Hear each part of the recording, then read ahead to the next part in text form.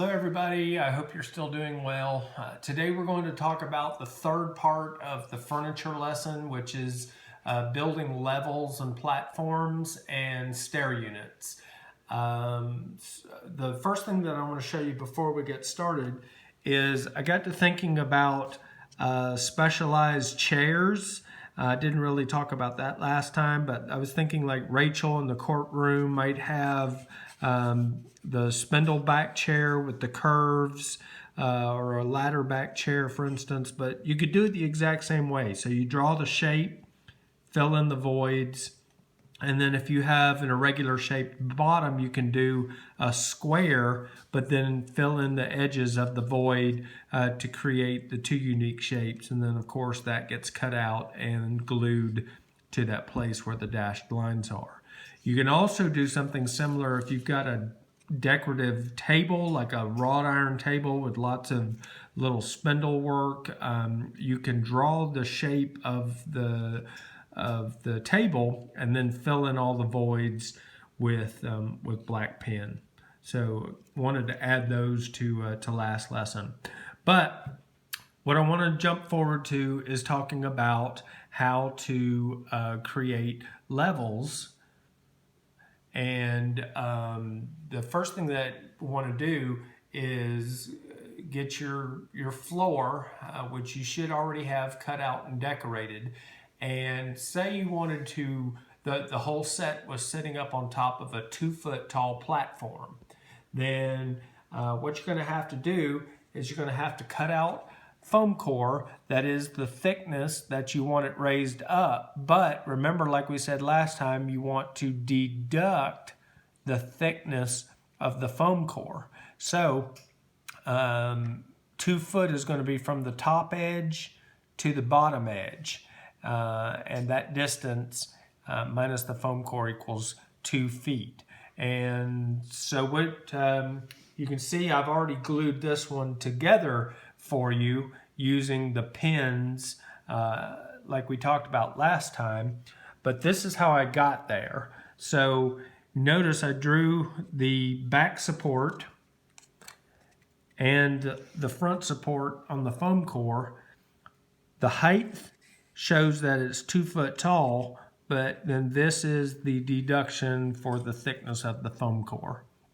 And those two sizes there along the dashed edges represent the edges that we have here. One thing that I want you to notice, whether you're putting your set on a raised platform or if it's just sitting on the base and the base is sitting directly on the floor, you still are going to have this ragged edge of the foam core.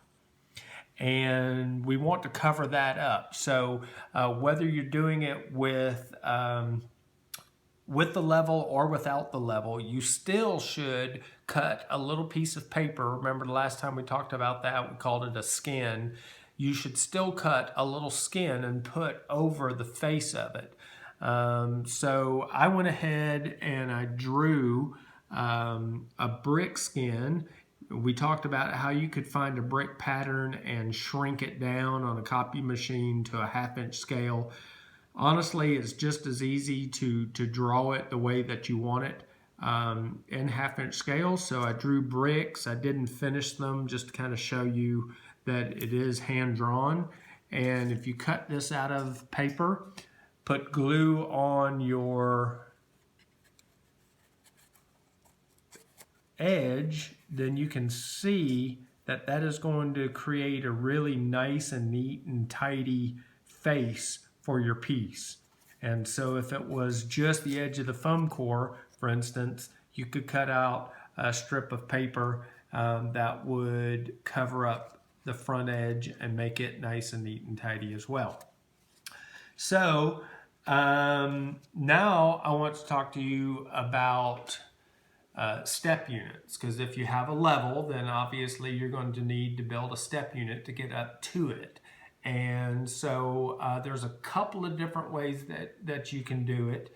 The very first step, regardless of the way that you choose to do it, is you have to cut out your side pieces. And if you remember, this side piece is called a carriage or a stringer, and you need to cut this out.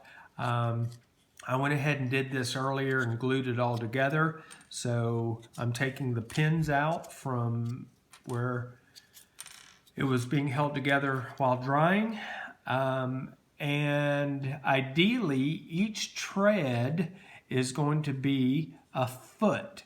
So if I were to hold up the regular household ruler to the top of my tread, you see that that is a 1/2 inch. A 1/2 inch equals a foot. And then so each tread would be a foot. And then it's going to be a little bit hard to see on the ruler, but the height, the riser, is about 7 inches. And so we have a foot step, 7-inch riser, a foot step, 7-inch riser, and so forth.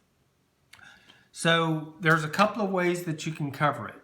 The easiest way, I think, is do a skin just like you did the refrigerator, the stove, the counter. Go ahead and draw it with the riser, the step, the riser, the step, the riser, and the step. And this is what it looks like when you cut it out and fold along the lines. And you fold the lines, and you wind up with kind of a lightning bolt zigzaggy shape. Put glue on the edges, and then if you cover it over with the skin, you can see how nice and neat and tidy that is, and it's really very little effort. The other way that you can do it is go ahead and cut something that would be similar to the actual board that you would use if you were making this, and build a step unit that way. The problem is, if you use foam core, you see that I did not deduct the thickness of the tread, and as a result, my steps are going to be way too tall for these risers. So this is not a desirable choice. One thing that you can use, a lot of you said that you had cardboard available. If you find anything like a piece of poster board or cardboard that has no thickness to it whatsoever, that really is the most desirable. So you can cut those pieces out and lay them and glue them up on top of there just like you would if you were actually building this in the shop.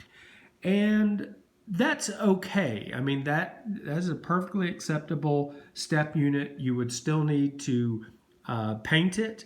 And then, of course, we're seeing through to the risers. So for my money, the easiest thing is using the skin.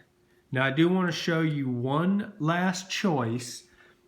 If you get a hold of, remember the big piece of styrofoam or styrene that you might have lying around the house, you go ahead and you draw the same shape of the tread, the riser and the tread on your styrofoam, and then using the big serrated knife from your mom's kitchen, be sure to not cut yourself and have a cutting board, of course, or get a hold of the retractable razor blade knife that we talked about.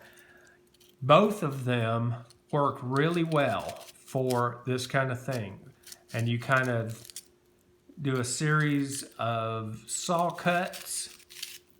You can even poke the entire extension of the razor down through the piece, and then you can see that with just a little bit of effort, you get the shape of a step carved out of a piece of foam. Now the problem with this is, I don't know if you can see it, but you see how this side kind of got cut at a slight angle?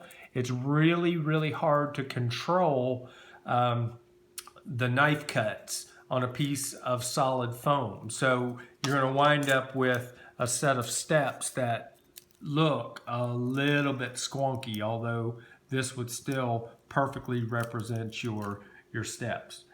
Again, for my money, the easiest choice is just go ahead and cut the skin out of a piece of paper.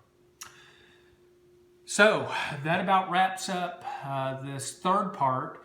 The next video that we're going to cover, I'm going to show you how to actually begin to put the walls together and put the walls together on top of the platform. So it's actually going to involve some of the same skills that we talked about in one of the 3 furniture making lessons. So catch you then.